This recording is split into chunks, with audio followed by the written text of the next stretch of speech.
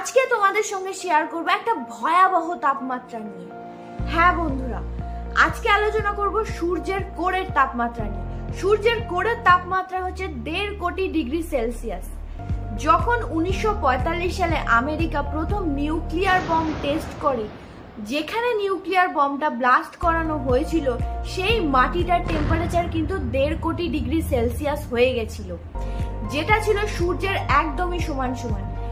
এরপরে রাশিয়া, আমেরিকার opponent Russia বললো যে আমরা কেন দমে থাকবো, আমরাও নিউক্লিয়ার টেস্ট করব।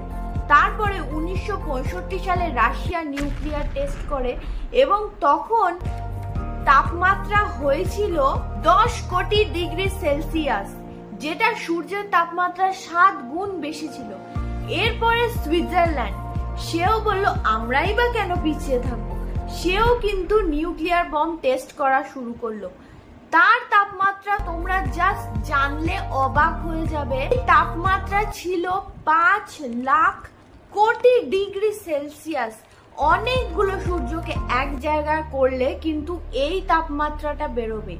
তাহলে ভাবো এটা কতখানি ভয়ঙ্কর, কতখানি ক্ষতিকারক তাপমাত্রা, কি গোটা পৃথিবীকে কিন্তু এটা জ্বালিয়ে দিতে পারে।